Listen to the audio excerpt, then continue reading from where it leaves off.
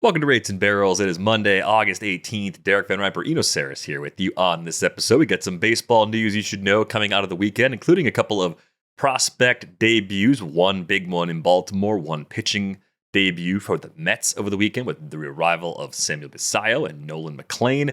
We have some injury news to get caught up on as well, several great mailbag questions, and we'll look at where the money went in our fantasy leagues. Both of us had lighter weekends on the spending front as a result of life doing life things, but hey, our teams are still in pretty good shape for the most part, I think.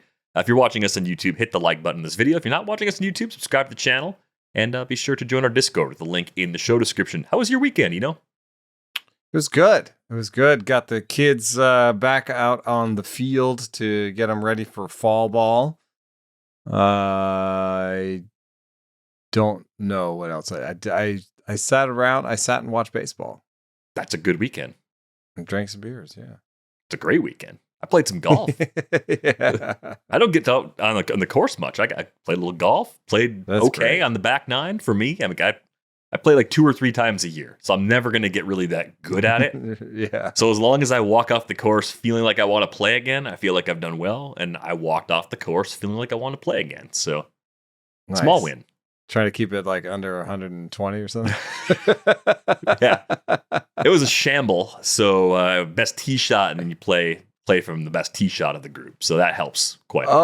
Oh, that's cool. That's like sort of cooperative play. Yes, cooperative play where actually it's actually a format where I'm useful because the one thing I can do well is I can drive the ball pretty well. I have no short game, minimal feel around the green. Yeah. Right. I'm trying. It's one of those games, I think if I get to the point where I can take my son someday, then it can be family time. But now... Then you might actually get a little better at it. Then it's right me. now It's just me disappearing for an afternoon. It's like, Yeah, well, that's exactly. not gonna make me a very popular person around my house. So it's gonna take a couple of years for that golf game to pick Why up. I stopped think. home brewing. Yes, right? Exactly. On to some baseball news you should know, though.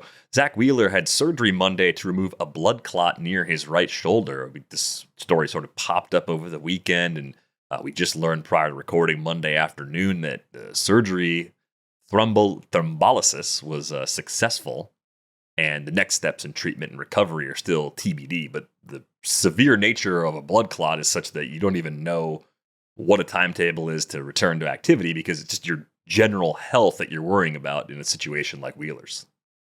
Yeah, that sucks. It sucks. I wish him the best. I'm sorry to hear that he may not pitch again this season. Mm-hmm. I guess this is one of those things where, actual health trumps the baseball health part of it. Just make sure you're alive, dude, and you're okay. yeah, all the best to Zack Wheeler as he goes through the recovery from that. But so far, so good, at least based on the initial reports. And the Phillies got Aaron Nola back this week, and they were going to go to a 6-man rotation. And now they're just going to stick with 5 as a result of Wheeler's absence and Nola's return. So we'll see where things go with that in the coming weeks and months. Hopefully we get some good news in the near future about Wheeler making a complete recovery and at least getting back on the mound in 2026. Samuel Basallo made his big league debut on Sunday. We're going to get into some greater detail about the Orioles' 2026 outlook on Wednesday with Jed, but solid debut, 1 for 4, RBI. Got hit by a pitch too, really got comfortable taking one there. But I think we're in that extra prospect season now because there are fewer than 45 days left in this regular season. So no player can accrue 45 days of service time, which is important because that's one of the criteria in terms of losing Rookie of the Year eligibility for 2026. And all you have to do beyond that is make sure for a hitter that they don't get to 130 at-bats. So I think if you want to come up with a number that Basallo is going to stay under, I'm going to guess it's going to be a little under 130 at-bats the rest of the way. He is scheduled to catch on Monday nights. By the time you hear this episode, he will probably have already been behind the plate for at least a few innings, DH'd in that debut. But I get the sense they're going to continue moving him around and just find ways for Basallo and Adley Rutschman to work in tandem effectively. And maybe they'll find a way to balance things out in a way where it actually benefits Rutschman a lot from a health perspective, given how banged up he's been these last 2 seasons. Yeah, the manager said that he was going to try and find ABs for everybody, which includes Mountcastle, and Rutschman and Basallo, and I'm missing somebody. Was he folding players. Mayo into that too? Mayo, yes. So that's 4 players basically for 3 spots. That's okay. That's one of those spots is catcher. You always have 2 guys there. So I would say that, compared to full playing time, they're going to be around 80%.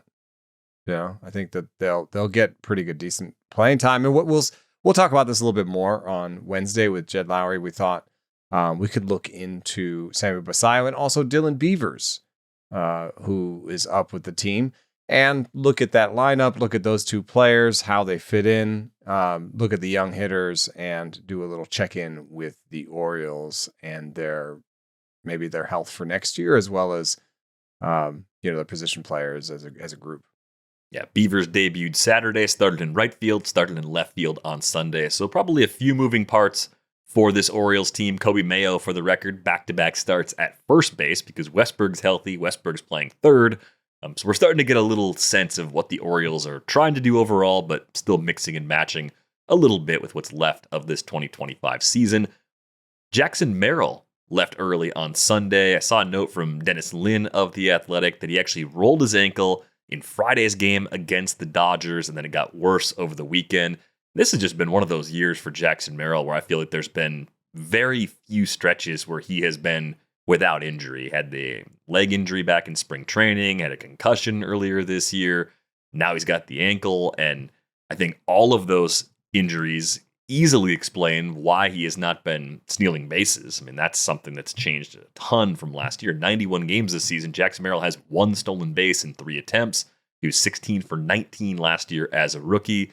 Underneath, the contact quality has actually been good this year. It's the same as last year. 11.4% barrel rate, 40.3% hard hit rate.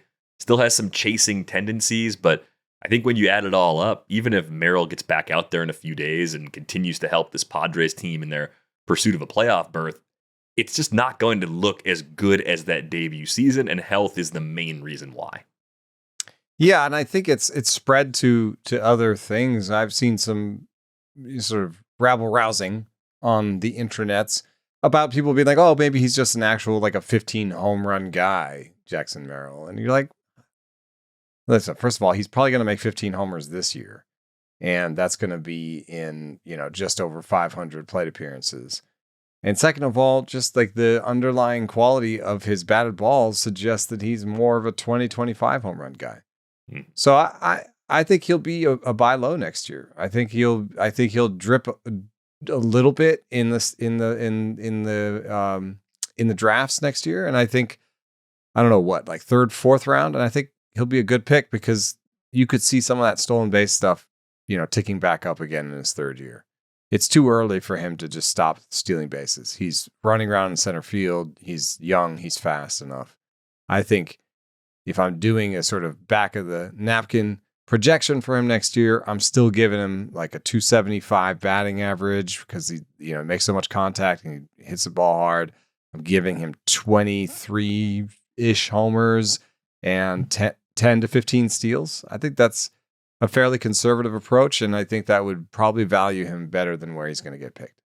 Yeah, I mean, that's an everyday player in a good lineup again next year, I think, too. So still reason to like him. Last time he came up, it was in a similar context. We thought he could be maybe one of the best players you could actually get in a long-term league via trade because he wasn't helping his current team enough, and you could maybe overwhelm them with a great offer and get a cornerstone piece. I think we both still see Jackson Merrill in that light after yet another injury setback on Sunday. That was a big series. We talked about it on Friday. It ended up being a sweep for the Dodgers, and it ensured them a win in the season series. Saturday's game did that, in fact, because they're 8-2 now against the Padres on the year. Teams play 13 times now in the regular season, so they've already clinched the season series tiebreaker. If things come down to that, they opened up a 2-game lead in the NL Central as this week begins.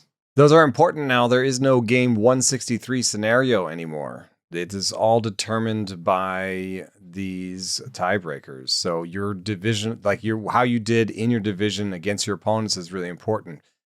For example, the Mariners and Astros right now are tied in the season series, and they have a 3-game series left. I think that's all they have left. So that's a big one. Yeah, extra weight on that one for sure. We did see Max Muncy go back on the IL from the other side of that matchup. He's got an oblique injury, so more Alex Freeland in the mix as a result of Muncy's latest absence. I think we'll see some Miguel Rojas too. Rojas playing a lot of second base. Alex Freeland mostly filling in for Muncy at third, though, if you're trying to figure out where the playing time is going in that situation. I just saw a note before we started recording. Shane Bieber is going to be back on Friday against the Marlins, so we have a timetable for his first start at the big league level, the 2025 season. It's also going to be his Blue Jays debut, and I said it at the deadline. I think that Bieber edition is one of the biggest wild cards for me because we just don't know what exactly we're getting from him post TJ, and I think you suggested the possibility that as a guy that's always had well above average command, maybe things can just be okay from the jump for a guy like that. Yeah, you can tie yourself into knots thinking about this sort of stuff because it's like Yuri Perez. Did he come up? He didn't really always have great command. Did he come back and just outstuff the command issues early? And then you have Sandy Alcantara. Where you're like, oh well, he did have pretty good command, and then he came back without any command, and it's just been terrible. So is Bieber gonna come back and be bad because he doesn't have great stuff? He can't outstuff it, and if he doesn't have the command, then he's just bad both ways. What I'll say is this: Marlins without Kyle Stowers seems like a decent soft landing. It'd be one of those ones where I usually try not to like start the TJ returner in his first start. This one, I'd be tempted to do it.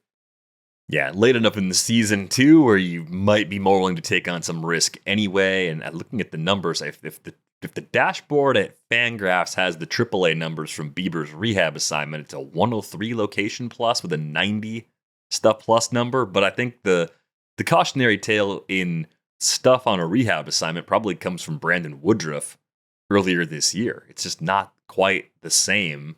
Ramping it up, and that's at AAA. That's his other stuff. That's his last year.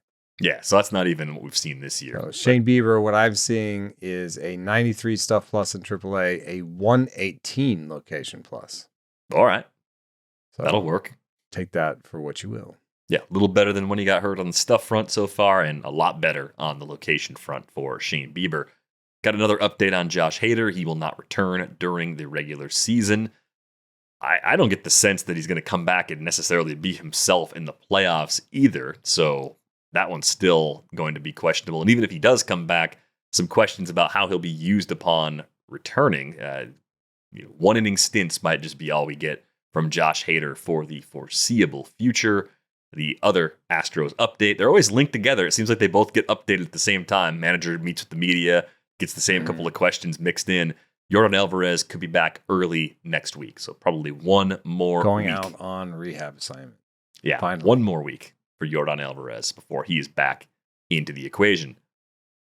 Got a few mailbag questions to wrap into some other news items that have taken place over the course of the last few days. So Kyle Stowers is on the IL with a left oblique strain. It has been labeled a grade 1 strain, but he's still expected to miss several weeks, per Marlins manager Clayton McCullough. They recalled Joey Wiemer from AAA. Dane Myers, Derek Hill, still there on the depth chart. They could end up taking the playing time. Maybe they'll take a look at Wiemer instead because they haven't really given him a look yet this year. But the related mailbag question came from Blake in our Discord. With Kyle Stowers now on the shelf, is there any data that connects increased bat speed or high bat speed to injuries like oblique strains and intercostal strains? Could these injuries be somewhat predicted, similar to increased high pitch velocity with arm injuries? And I'm going to say there's a qualified yes that you can make a link here. I went and looked through the 2023 and 2024 oblique injured players, and I looked at their bat speed. I looked at their plate appearances, and I did a weighted bat speed. And the weighted bat speed for the people who hurt their obliques in 2023 and 2024 is just under a mile per hour faster than the general population. You have also at the top where there's really good bat speed, multiple entries into oblique problems. And in fact, I think there's one that's in 2025 that I didn't have the data for. Jake Berger, didn't he hurt his oblique this year? Pretty sure he did, yeah. Jake Berger, 76 miles an hour in this sample in 2023. He's an oblique guy. Joe Adell has 2 obliques on this list, and he had a 79 bat speed in 2023 when he got hurt, and then a 76.7 in 2024 when he got hurt. So that's multiple obliques for him. It is also something that seems to come back. Josh Lowe is on this twice. Nate Lowe is on this twice. Brandon Lau is on this twice. So just all the lows. Trace Thompson is on here twice. Joe Adell is on here twice. Berger is sort of on here twice. So, I think there's something to it. It's not, I don't want to say yes. I want to say qualified yes, because this is just a small way of looking at it. But if you think about it, what do elite bat speed people and elite pitch velocity people have in common? They are elite turners. They have elite core trunk rotational velocity. And obliques are a huge part of that. Now, I think that, when you talk to trainers and when you talk to players, they'll tell you maybe that deceleration is as important as acceleration.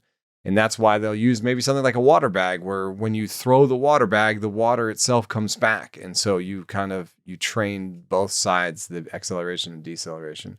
And I'm sure that if you asked a hitting coach if there was a link, they'd say, well, not if you do it right. But I would also say that if you are an elite turner that's swinging the bat nearly 80 miles an hour over and over again,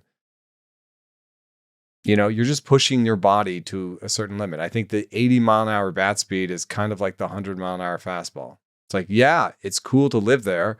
And yeah, it'll mean that you hit, tanks. But Shohei Ohtani is on this list with an oblique. And he swings the bat real fast. So I think there's something here. Yeah, I think there's something here.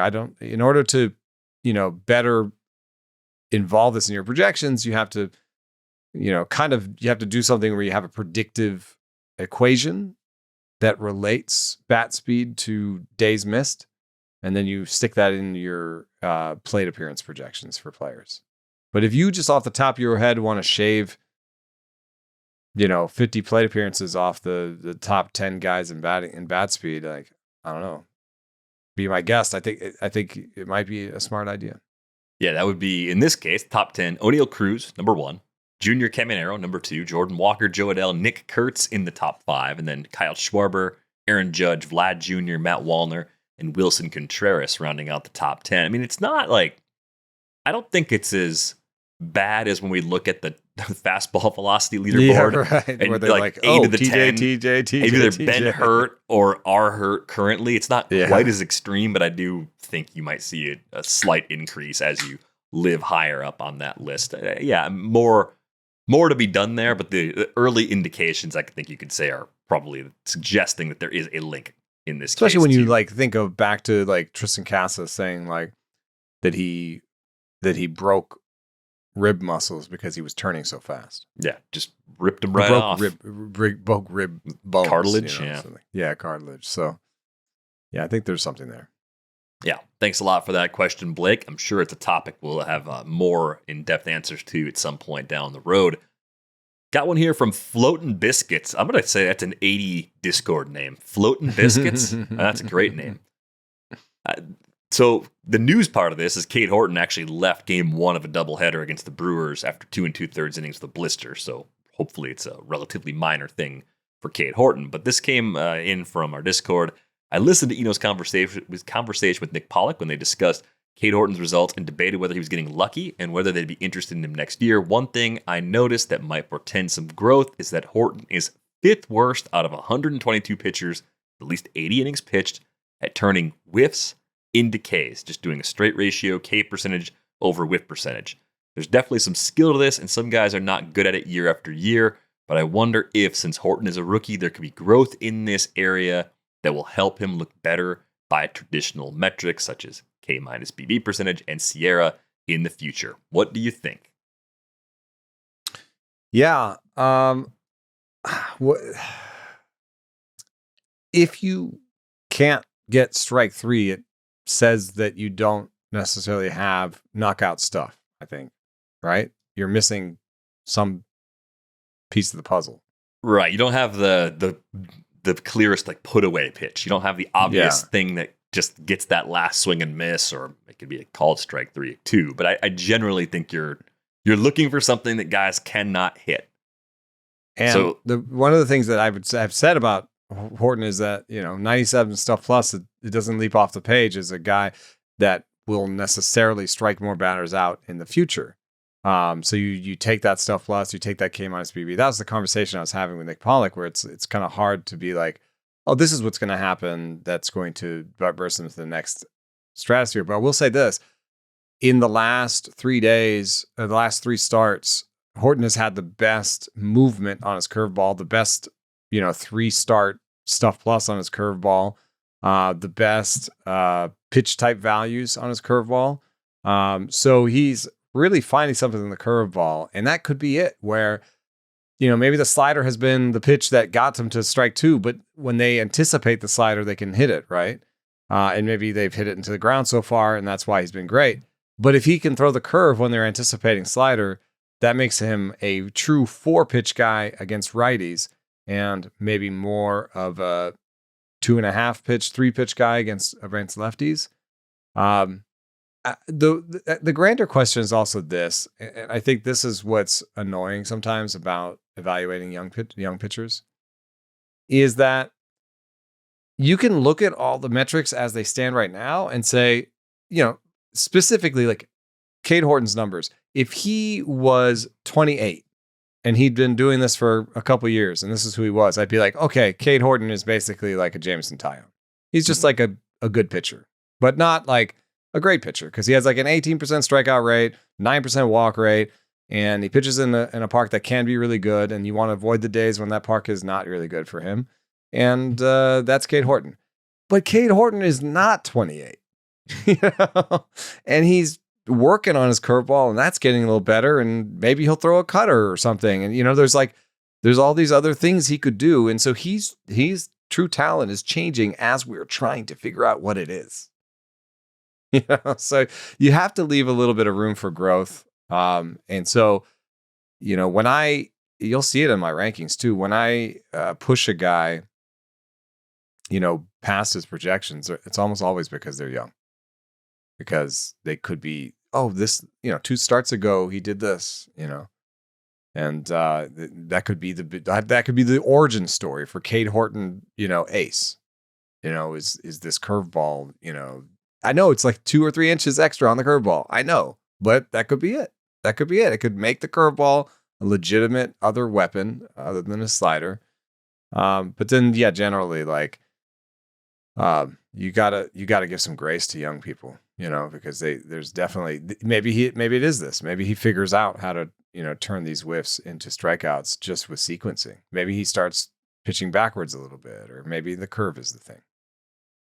Yeah, so I just ran a search just to get a feel for this. Used StatCast, went to 2 strikes as the count. Any 2-strike count. I chose the PA result as a strikeout, and filtered down to SPs, set a minimum to 50 plate appearances. And I'm just curious, like, okay, who's good at getting strikeouts from that situation? It's the guys you'd expect.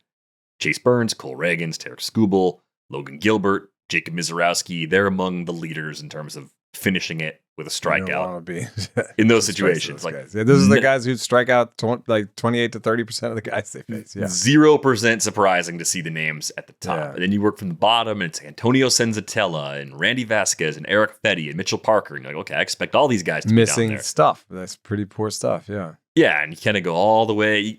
Where it gets interesting is in the middle, right? You start getting closer to the middle, and you're like, okay, like what does that mean? Like, I would agree with your point that if Cade Horton's 28, he's had a few years to try and solve big league hitters, and what he's putting up is the best of what he's going to do. You start to assume a plateau at that point. Because he's so young, you're right. You could add a pitch, you could sequence differently. There's a Where lot of does he things sit that can on change. where does he sit on your list right now? So this sort's really weird. It sorts by pitch percentage. He's 4.7%. The guys that are low, again, they're the ones you expect to be there. But he's not on the very bottom. He's not at the very bottom. No. Who are some comps who are around him? Clay Holmes, Zach Littell, Horton's there. Let's see, Logan Evans, another young guy. Brian Bayo. You know what's interesting about the names you have just said? All of them. They have one out pitch. Yeah. But the guys at the very bottom have 0. And the guys at the very top have multiple. Mm-hmm. That's kind of the difference, I think. So that it could be this curveball. Like if it's a legitimate, like right now he's only using it 9 to 10% of the time. Stuff Plus says you should use it more. If he starts using it more and it becomes a second out pitch, then I think he could move up that list. Yeah, it's definitely interesting. I would err on the side of believing young pitchers will try and find more ways to get those Ks. And Horton put up nice K rates at most of his stops in the minors too. I think there's going to be another level. That has been the one thing though, where this goes right into our ongoing conversation here at Rates and Barrels about hitters and their strikeout rates and why some of those don't port over. And I've seen increasingly pitchers that have 30% strikeout rates in the minors, but don't necessarily have top end stuff come to the big leagues and the strikeout rate plummets. Mm-hmm. And so I think you can be better at projecting these things if we have better inputs. So we're working pretty hard at Stuff Plus to get a AA Stuff Plus, and you know, because another thing that happens is the information that even we have access to starts to degrade the further down you go, you know, in the minors. So you kind of have to. We have to use the model that we have, but we also have to ask the model to guess the missing information. You know, which introduces noise, of course. Anyway, that's what we're working on. This weekend, I'm going to be at the Sabre seminar in Chicago, and we're going to be presenting about just this topic where we've taken arm angle. Arm angle made our major league model more successful, predictive, and yet minor league arm angle is not available in the same way. So we had to create, and it also isn't available to the day after they pitch, the next day. They're not the day after they pitch, the second day after they pitch. So we had to do something for that first day where we had to impute arm angle. So Matt Denowitz, who I work with, he created a model that takes available information and imputes arm angle, guesses what the arm angle is. And that's what you'll see on Fangraphs the day after a start. That's why you might see Stuff Plus change the second day after a start, because now it's got actual arm angle in it. So in any case, I think that we can better project rookie strikeout rates if we know their minor league Stuff Plus. Yeah, and I think that's a really good point to bring up. And we also know that the quality of the hitters in the low minors too, it's a steep drop right now. Plus, you add in the noise of the ABS once you get to AAA. And think about if you have one amazing, out pitch. Like think about like a Logan Evans or Cade. Like I don't know if Cade Horton's a great, even a Brad Bayo. In the minor leagues, Brad Bayo has that changeup. Logan Evans has that strikeout, that slider. So it's like, yeah, they can strike out 30% of the guys in minor. You know, they just throw that thing. Right. And Bayo, I mean, we're at the point now with Bayo, 500 big league innings, 20% K rate. So we're at least lowering expectations. It's not coming back. Yeah. Relative to those 30%, 33.8% in 96 innings between AA and AAA was the strikeout rate in 2022. Relative to that, expectations have come down considerably because we're 500 innings in. I think if we're looking at Horton, we're saying, you know, is he going to be fifth out of 122 pitchers next year and the year after that? Looking at K percentage and whiff percentage, probably not that low, but he's probably not going to come close to what he was doing in the minors either. Like setting a reasonable expectation for growth is also kind of the necessary step if you're thinking about it from a keeper or dynasty perspective. One thing I like though is Oopsie uses last 30 days Stuff Plus in its rolling in-season projections, right? Mm-hmm. So if you look at Oopsie has the best projection for Cade Horton. This is why I think it's funny also, because people are like, oh, your ranking for Cade Horton is too low. And I'm like, well, I adhere to projections pretty closely. And I used the projections that are the rosiest for Cade Horton. So other people are going to tell you he's worse. Cade Horton in Oopsie has a 3.99 ERA. The best otherwise is Zips at 4.13. ATC has a 4.46. But they all give him a sub 20% strikeout rate. Oopsie says no, 22.3. So I think that's a little bit of that curveball coming in saying, hey, no, his stuff is up in the last 30 days, and we should be looking and using that. So if you want to give Cade Horton a league average strikeout rate next year, I wouldn't argue too much with you. Yeah. Okay. A reasonable expectation, but it's not, you're not anchoring it based off of things that were happening even at AA and AAA. Because as you've said, not anymore. I don't think that doesn't form it anymore. Yeah. No, there are better ways to go about it. Thanks a lot for that question, Floating Biscuits. Got one more here from A. What's going on with second half Kyle Manzardo? I just took a look at the Fangraphs player rater for the last 30 days. Manzardo's the 64th ranked hitter during that span, 315, 6 homers. 27 combined runs and RBI, so a little light, but that's a team context thing, I think, as much as it's anything else. Do you think the Manzardo we've seen in the second half is maybe something closer to the peak Manzardo we could see over a full season? Yeah, I do. I didn't at first, because this is what bugs me about him. You look at the 12% barrel rate so far this year, and then a 109.7 max EV. And those two things do not match up. And another way of saying it is, let's look at everybody who has between, a 108 and a 110 max EV. So his max EV comps. And then let's say among those guys who has a double-digit barrel rate. Here's the list: Willie Adames, Trent Grisham, Kyle Manzardo, Dansby Swanson, and Kyle Tucker. That's the entire list. Everybody else has single digit. And the other guys with his max EV are guys like Alec Boehm and Gleyber Torres and Joey Ortiz and Lourdes Gurriel Jr. Like, there aren't sluggers around him. So that was why I was going to say no. But then I started looking at Kyle Tucker's numbers, and Kyle Manzardo has a lot in common with Kyle Tucker. I mean, Kyle Tucker's max EV 108.7, Kyle Manzardo's 109.7. Kyle Tucker's barrel rate 10%, Kyle Manzardo's 12%. Kyle Tucker's launch angle is 18, Kyle Manzardo's 23. So he's a little bit more extreme than Kyle Tucker. But I guess what I'm telling you is Kyle Manzardo is just trying to lift the ball. He's just trying to put the ball in the air every chance he can get.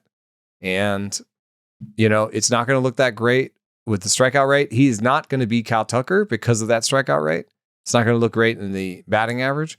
But can he hit 230 and hit 25 to 30 homers a year with this approach? I think he can. Yeah, I think the question's also going to be, will the plate skills ever, and this is similar to the strikeout rates we were just talking about on the pitching side, but will we ever see Kyle Manzardo get down to a 20% K rate in the big leagues? Mm-hmm. I don't see it based on what's happening right now. I like that he's walking a lot more in year 2 than he did in the 53 games he played last year. I think that I trust walk rates more than I trust strikeout rates for hitters when I'm looking back at what they've done. I think there's still something here also in the batted ball profile that probably caps the batting average on balls in play in a way that's going to limit the average to like the 250, 260 range in a good year. But if you said, is Kyle Manzardo this year's Michael Busch, a prospect that's been on the radar for a couple of years that's putting more pieces together, I could get on board with that. I think he's done enough to secure his playing time for next year. We know the Guardians are cheap. He's getting to that power in a way that we believe. And you build in the assumption of more like a 235, 240 average, but he could hit 255 or 260, even with the batted ball profile that he has. Yeah, I also like, he has a high tilt swing, and we've talked to him. We talked to him about the top of the zone when we had him on our pod at his Arizona Fall League. So he's aware of the top of the zone. I think that pitchers like to go there. It's not necessarily a hole, though.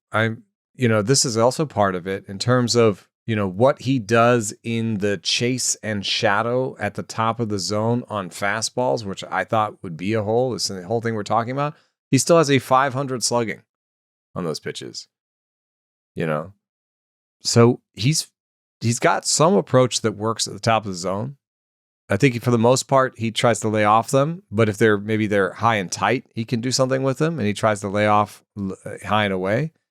But if he's still slugging 500 in the sort of top third of the zone, then, and that's his hole, quote unquote, like he's a fairly accomplished, like he's a pretty accomplished hitter. Like it looks pretty good. So that would be, I guess, refining his approach to the top of the zone even further would be where you might be like, okay, let's shave a couple points off the strikeout rate.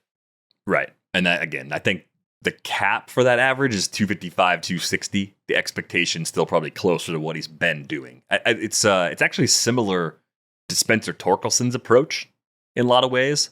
And we know, like, by now we've seen a little more of Torkelson. We have that built-in lower batting average expectation. If it clicks, it's only going Torque up have like better bat speed and better, balls and play numbers? Yeah, He's like 113 max EV, so it is. It's a little bit scary for me, honestly. So when draft cost comes out next year, I'm gonna be interested. My number of shares will be tied very much to that draft cost. It can go too high. If people are buying him based on 250 and 30 homers, like I will probably not have many shares. I think some people are going to forecast that based on previous strikeout rates, especially. Yeah. And that's it. That could be the hype that does push the price a little bit too high, but just looks like a solid approach. And we've been hoping to see it happen for Kyle Manzardo for about a year now, and it is starting to happen. Thanks a lot for that question, A. Let's take a look at where the money went this weekend. Nolan McLean, I mentioned him a little earlier, made that debut. You had a chance to watch it, and it was a wide mix. 6 different pitches based on StatCast classifications. As you watched it, though, you didn't come away quite as wowed as you ordinarily would by a 6-pitch mix. Yeah, there's a couple things that stuck out for me. One, in the minors, he had the best stuff plus. We showed this on Friday's show, the best stuff plus in AAA. He also had a 77 location plus when we were looking at that. Unreal. A 77 location plus is almost impossible. Which I would say, like, there's a misread, or he was working on stuff or whatever it was, but he had an 84 in his debut. So I don't know that it was totally off. And what I really saw was, and this is something that showed up in his minor league numbers, he had like a 26% K minus BB against righties and a 7 against lefties. That's a 7% K minus BB, which is below average. And that is what I saw was against righties. He's got a sweeper. He's got multiple fastballs you can use. And he's got this curveball that has the highest spin in the big leagues. He can work everything against righties. Against lefties, he was trying to backdoor curveballs. And, I think the curveball and the sweeper are closer than they appear on the, when you work up the movement charts, you're like, oh, these are very distinct pitches. But when I was watching him, I was like, ooh, the biggest difference between the sweeper and the curveball is like three or four ticks. Like otherwise, it's a similar shape. And so I don't. Another way of saying it is, I don't think that curveball is going to be a great weapon against lefties. And so all he was trying to do was backdoor either the curveball or the sweeper. And in real time, while I'm watching, I can't tell exactly which one is which. The hitters were spitting on it. He got some guys out, but he walked Cal Raleigh twice. I think of the 4 walks, I think maybe all 4 were lefties. If I have that right. So I'm worried that the asterisk that people brought up when we talked about him having the best stuff plus in the minors are actual real asterisks. Walk rate in general, walking lefties in specific, not really having a great plan against lefties.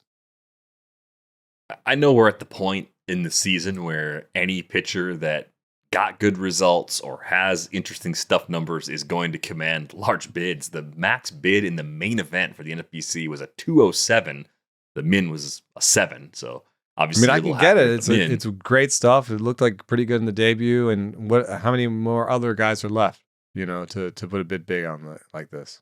Right. But my question is, if you see Braxton Ashcraft get slipped through in about half as many leagues, might have been rostered in some of the other ones, Yeah, at a max of 17, yeah. like comparatively speaking, how much higher should your expectations really be for Nolan McLean versus Braxton Ashcraft? Keeping stuff like the schedule actually matters quite a bit for guys like this too. We just saw Braxton Ashcraft get to 5 innings pitched in his start against the Cubs going into the weekend. I think that was a Friday start, 4 Ks, no walks in that one, 5 innings. So he's just finally getting deep enough into starts where you could actually think about him down the stretch. But is the gap between them even that wide? I don't know. I mean, yeah, it's a real good question because Ashcraft has, a really terrible injury history. And I thought maybe he'd be going the other direction and being their closer.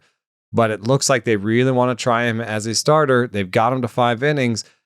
And the big, thing for him this year, Braxton Ashcraft added a sinker. So now he has 2 fastballs, an elite curveball, and a pretty good slider too. So it's a 92-mile-an-hour slider, and he has good velo, 97 on the 4-seam. He doesn't really have as much of a question when it comes to lefties and command. You know what I mean? So is it crazy to say I would take Ashcraft? I mean, especially once you give me all that money back. Yeah, I don't think it is. I think it's just sort of the timing of how Nolan McLean got to the big leagues, having that prospect hype behind him, a lot of faith now in the organization and what they're doing on the pitching front. Talked about it throughout the season. I get that. It's a good team. It's a good park for home starts. So there's a lot of boxes that he ticks. And I mean, all it takes is one to set that max. But just seeing how much more aggressive anyone would be with Nolan McLean than Christian Javier surprises me. Christian Javier has pitched in the big leagues and had success before. Now, the news for him is that he actually left his second start of the year with an illness. I have not seen a follow-up on that yet, but at least it wasn't an injury. To see the max be 67 on Christian Javier as opposed to the 207 for Nolan McLean, I'm like, I would have had those guys flipped in the same bid list. I would have had Javier ahead of McLean for sure, even if Ashcraft versus McLean is more of a toss-up. And honestly, I think the numbers are all wrong on all of these. I think that they should all be like $30 pitchers. Well, the other thing I guess we should throw in there is, again, all it takes is one, but if you saved money or got outbid all season and you're just trying to do anything you can to salvage your season now, ending the year with fab in the bank doesn't help you. So you just go get the guy you want is also right. part of the mentality. It's not rational spending because of all sorts of different variables. Yeah, well, now I'm looking because I know that I didn't do fab this weekend. I don't have a good excuse. I just biffed it. I just biffed it. I was making fried chicken for dinner and watching, Padres and watching, and I just biffed it. So if you're listening, JH, I'm sorry. And thank you very much for doing our main event where we got Nolan McLean for $15. Now, see, I can handle that. I'm okay with that. We got him for 15. I'll take it, even though we are down to not much money now. Yeah, I sent JH an apology, a similar one this morning, because like you, fab was not part of my Sunday. Just did not happen. And I'm admitting it because the results are out there. You could look at the league and be like, you didn't bid anybody? Like, I was busy. I should have done it Saturday. I should have set it up then. And it is what it is. There is a lesson here, which is that normally I try to do something where during the week I set up a bunch of bids, so that you can look at it twice. So you maybe look at it less on Sundays. And so maybe if you miss on Sunday, at least you had your midweek ideas in there. Yeah, you can put some safety bids in there to replace the injured guys. You're not either playing short or playing with no bench. One league I've got Felix Bautista just sitting there on my bench staring at me being like, yeah, you could have done something here. Yep. You had an opportunity and you let it go by. No, it happens, man. It's 26 Sundays. It's hard to hit all 26 every single time. I feel pretty good because in that same league, Bubba Chandler went for 12. And, I said something where was like, oh, McLean has this great stuff plus better than Andrew Painter and Bubba Chandler. People were like, well, Andrew Painter and Bubba Chandler suck. And I'm like, hey, first of all, no, I wouldn't go that far. Probably Second not, of all, it's just a point of reference. Third of all, it is interesting that Andrew Painter and Bubba Chandler they're struggling in terms of results. The Stuff Plus is still pretty good. They're top 10 in Stuff Plus, but they're having some issues. Bubba Chandler's K- BB is not very enticing right now. Painter's having, I think, some command issues. So, it is a lesson about like how long should you in a redraft league really hold on to a top pitching prospect? I don't even know if it's worth it for the most part. Just think about all the different hyped guys we've had. Yes, if you hit on Jacob Mizorowski because you had him 3 weeks early because you were doing this process, then yes, that's good. But you should also not be holding on to Bubba Chandler and Andrew Painter right now. I don't think that there's really good news sitting there. They're trying Braxton Ashcraft, right? That's their goal right now. I mean, Ashcraft, because of the injury history, is just now at 90 total innings for the season. So now they can use him like a regular starter and probably shut him down in September if he gets whatever their internal number is, 110, 120. I don't know, but they probably have some point at which they'll just say, all right, you're good. You're done for the year. The lack of guarantees. I mean, Jacob Mizorowski, I don't think was stashed in most mixed leagues. I don't think that was the plan. I think because people were thinking about his flaws. He was walking everybody. Yeah, and if you were aggressive and had him in your lineup last week, the first start back off the IL, that wasn't great. 54 pitches to get 4 outs, 5 earned, 3 walks, 4 hits, hit a guy. I mean, it wasn't fun that day, at least. So there was some rust. They didn't have him go on the rehab assignment. That doesn't always work the way you'd like it to. Anyway, all that's to say is like I think we know enough about the calendar and how teams generally approach prospects, but pitching specifically, to know that if your pitching stash is not up by about the second week of May and you haven't had to cut that player because of needs otherwise, it's probably time to move August. on. Yeah.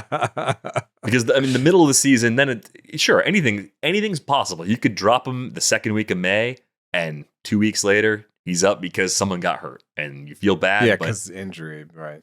But if they're not dominating the level, I think you have to be a little more thorough about, or a little more willing to cut. Like I've held Bubba Chandler in a league this year way longer than I should. It happens. Yeah.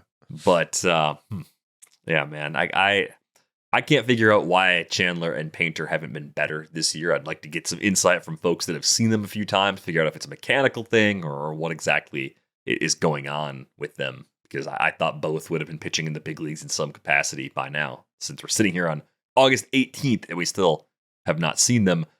A couple other names from the report. I saw Brandon Young getting picked up a few places. I swear a few weeks ago you said Brandon Young was a cheap pickup for you. Am I misremembering, or did you have a reason for throwing Brandon Young on some rosters? Was it just a two-step that you chased once upon a time? It's two things. He switched from a changeup to a splitter, and that has been good for both his stuff plus, his results on the changeup. And so that changeup was not good. The splitter is good. It's pretty much his out pitch now. I'd like that he had 4 pitches and above average command on all 4 pitches. So, and then I liked him for a 2-step. I don't even know if he's on that team anymore because I can't remember which team it was, but I don't think he did so terribly for me. The one thing that he is not doing so well for people is getting them wins. I mean, he did get a win against Houston when he took a no-hitter into the 9th. But otherwise he has 0 wins. Yeah. And that was the first time he pitched it into past got more than, 16 outs. No, he did it once before. Yeah, it's six innings against the Jays back on the 29th. But yeah, the workload's been up and down for sure. Yeah. But there's at least an adjustment, a significant adjustment potentially that could make him pretty useful down the stretch. Interesting, the schedule works out in a way. Gets the Astros again this week. So if you're feeling really lucky after picking him up, run that one back, see how it goes. Yeah. I think the hitters would probably have seen those shapes enough that they can do something about it the second time. Yeah. Dylan Beavers, we'll talk about him in more detail. I mentioned him earlier. A couple starts since debuting. Intriguing player for sure. I wasn't surprised to see him getting scooped up in a bunch of leagues and for some heftier bids for folks that still had some money left because, hey, there's a little bit of everything in that profile. Could be a difference maker with the playing time situation being what it is right now for him in Baltimore. Yoendrys Gomez ending up on some rosters, getting an opportunity in the White Sox rotation. I think that's a schedule-dependent sort of thing for me. I didn't. Nothing jumped off the page when I looked at him that made me want to bid. He's got a 2-starter at Atlanta against Minnesota. I guess that's a pretty decent 2-start because Atlanta is, at full strength. But they do have, Ronald Acuna Jr. back in Atlanta, and Yoendrys Gomez has really poor command. There's some other comings and goings in that rotation that have been breaking news today. I don't know if it's enough for me to break out the noise, the sound effects on this one because Sean Burke is to the minors. And I noticed that Jonathan Cannon is no longer in the rotation. So it looks like Gomez and Martin Perez are in and Cannon and Burke are out. Burke's been all right this year, and I don't know that I like him better than Yoendrys Gomez. And Martin Perez, that seems like crazy to say, that I'd have to say that. But, he's at 117 innings this year. Last year, he was at 90. Maybe this is a way for them to, possibly work on some pitches. Like he really hasn't really found a great secondary pitch. His best pitch is his fastball. And so maybe they want him to work on some stuff. And then otherwise, they probably are going to limit his innings to some extent. So it's probably easier to do that in the minors where you can do both things and have him just throw all secondaries for, 2-3 inning starts or whatever. Yeah, I don't think this will last for a long time. I think Burke will be back because what are you learning with Martin Perez out there on the mound? Nothing that's going to help you for next year. Nothing. And I was starting to think about this the other day, with Aaron Savali, when they made that trade with the Brewers, when they sent Andrew Vaughn to Milwaukee, we thought, well, Savali is just going to get traded again at the trade deadline. And he didn't. He's still there. And is this a situation where the White Sox are going to try and give Aaron Savali a qualifying offer? Is that what's happening here? God. No. They just could not find a taker? Like nobody in the league wanted a veteran that can go out and chew up some innings? Don't you remember that there were a lot of rental, 4-5 types that didn't go anywhere? Yeah, I guess there were. I guess there were a few, and it's just a little weird. I still don't think they command anything, and nobody really wants to give you even like a 17-year-old live arm that, could turn into something and embarrassing because later somebody's going to be like, and they got tonight's starter for Martin Perez at the deadline, He was cooking for a little while. Savali had a 3.56 ERA until he ran to the Guardians a couple starts ago, and they put some crooked numbers on him. So I've been trying to use him in like 2 starts and stuff, and it hasn't been that fun. Has not been an enjoyable experience. Would not recommend. No, but not 0 stars out of 10. Would not recommend. Yeah, I'm just surprised they're still giving him innings, but maybe it's more just let's just get through the season and we need someone to chew this up. But how do you not have someone else in your organization? Everyone's like Noah Schultz is going to come up. Well, Noah Schultz has his own struggles, and why bring him up and start his clock and do all that if he's not? You also have these things where it's like, do we want to just seem like we're rewarding Noah Schultz because he was a high draft pick? Like if he's not doing that well in the minors, we're sending a message to other pitchers in the minors being like, oh, if you're a top draft pick, it doesn't really matter what you do in the minors. You're just going to keep getting, promotions. Yeah, a lot of considerations to weigh if you're the White Sox. And with Noah Schultz, he's also been down with right knee discomfort since July 20th, hoping to return in late August, but probably doing that at least for a little while in the minors. Maybe they had some other guys though too. I guess Grant Taylor made it up. Mm-hmm. Were those the two names that we were tracking at the top of the White Sox? And Hagen Smith too. He was the other one. Yeah, and what happened with him? Hagen Smith got back from an injury in June and has been at Double-A has gone 5 innings once since coming back. So they've kind of eased him in. Looks like decent results. Yeah, 3.67 ERA, 128 whip, 77 Ks, 54 innings. I mean, maybe we'll see Higgins Smith before the end of the season. I mean, that seems like somebody I might want to test out at the major league level, see if he's going to be in my rotation for next year. Yeah. Yeah, so there's the other guy. And it's just good that the elbow injury that he had didn't knock him out for that long. So more of a question really of like, how many innings is he going to log this year? Could he go to the fall league potentially? That's what I'm hoping for. I want to see some good pitchers in the fall league. I do have a couple of other items in case you missed it. Jonah Tong, 5 2/3 scoreless, 9 Ks in his AAA debut on Sunday. I'm still more interested in Tong than Nolan McLean as far as Mets pitching prospects go. I don't know if we'll see Tong before the end of the season, but really gaudy strikeout rates from him throughout his time in the minors. I think they have, it looks like they have Sproat, McLean, and Tong sort of circled as like, hey, we're hoping to catch lightning in a bottle here and maybe catch like a secret ace for the playoffs, but we need to figure out which one it is. And so it might be start to start. It may be way more start to start than people want to hear from McLean. What if he goes into the next start and walks every lefty and, you know, has a really bad game because of it, right? The walks come around and actually hurt him. Then, you know, will Tong be next or will they try Sproat? I mean, it just seems like they basically have a spot in the rotation that they're going to try somebody. And it may not be McLean for the whole rest of the year. So for Tong, 113 innings last year across 3 different levels. He's at 107 2/3 so far this year. So still has some room. I think he could get to 140, 150 probably. Yeah, still has some room. I'll have to keep an eye on those counts these next couple turns and see what they are trying to pull off with him in New York. I did see a follow-up.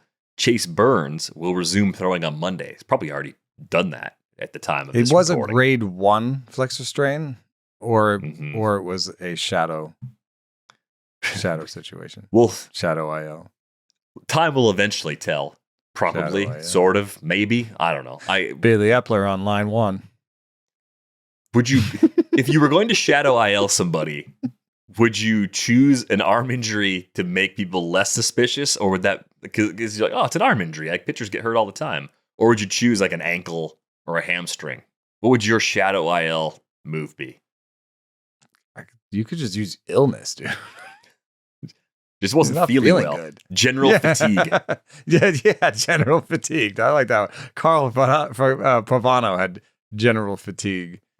Yeah, he also had you just say it. You just ask someone enough questions. It's kind of like the WebMD effect. You just keep asking questions until they. Oh yeah, you're right. You know, I'm not feeling that well. I'm tired and I can't sleep. Yeah, I must have seasonal affect disorder. Right. So just come up with something based on that. Like, oh yeah, no. Now that you mention it, I am feeling terrible. Yeah. Okay. Well, general fatigue is what you're going down with.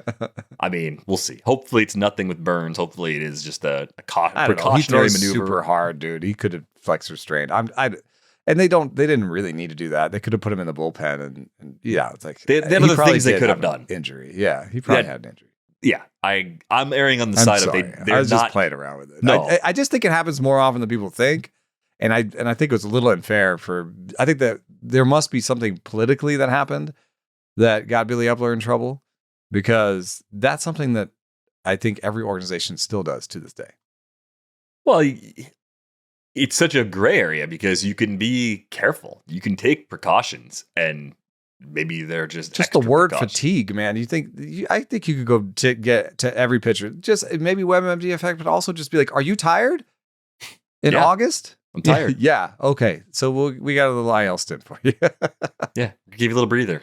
Okay. Sounds good. So we'll see. We'll see where we're at. Good sign though that Burns already resuming throwing on Monday. We did have a follow-up on Marcelo Mayer, out for the season following surgery, sprained his right wrist, last played July 23rd. So his rookie season is officially over. Draft and hold team with Matt Chapman, backed up by Isaac Paredes, backed up by Jace Young, backed up by Marcelo Mayer. That's not good. That was my 4. I thought that was a pretty good 4 third basemen. Oh, my apologies. I wasn't criticizing the build. It's not a good outcome. Yeah, I would agree with you. I think That seemed pretty sturdy to me. Like young guys like who are going to play all over the diamond, like a little bit of upside, 2 veterans at the same position. There were times this year where I actually couldn't get Paredes in the lineup because I had so many third basemen. And now I have 0. Now I have Ezekiel Duran playing third base. That's beautiful. How's that team doing? That one actually is doing pretty well, I think. It's not going to do well for the next week. It might be CI, and guess what? Nate Lowe signed with the Red Sox and actually has the bulk of first base reps coming for him. Myers hurt. Abram Toro's not been good. I think he's the regular first baseman. He's going to Romy Gonzalez is probably going to play against lefties at first base. Boom. Yeah, that's about the best thing that could happen. I think as soon as he starts playing, I can. There's one league where I can take Ezekiel Duran out and put Nate Lowe back in at CI. The related follow-up to all of this, you said Matt Chapman's name. He's back on the IL with right hand inflammation. It was his right hand that put him on the IL earlier this year. So given the situation with the Giants, injury, I don't. They might play that one extra safe and for good reason. I mean, Matt Chapman's an important player for that. He'd also been like really struggling slugging wise since he'd had that injury. I saw that injury and was like, oh, this is not good news. Yeah, he jammed it coming back into the bag, and it's like this is going to bother him for a while. And it goes back to that thing that we know that they're having injuries that are underreported, or that we he jammed his, he rolled his ankle, like the Jackson Merrill thing. He rolled his ankle, but he was playing, but it's affecting how he's playing on the field. Yeah, and the Giants now 4 below 500 at 60-64. Could shut them down. Think they're at that point now where they're starting to accept the reality of this not being a playoff season. Fans may be upset they didn't accept that reality sooner, but hey, it is what it is. So looks like Matt Chapman could be down for a while with that Mostly hand they setback. Just want Bob Melvin. They think that's the reason. I don't know. I don't think that's the reason, but I don't think he's very innovative as a manager, and I think he might have some flaws in the way that he manages, but I don't think it's his fault. Doesn't feel like that's the reason the Giants aren't a playoff team this year, even if he might end up being held ultimately accountable for the Giants not being a playoff team this year. We are going to go on our way out the door. A reminder, you can join our Discord with the link in the show description. If you got a question for a future episode, drop those in the mailbag channel. You can find Eno on Blue Sky, enosaris.bscott@social. I am dvr.bscott@social. Thanks to our producer, Brian Smith, for putting this episode together. We're back with you on Tuesday. Thanks for listening.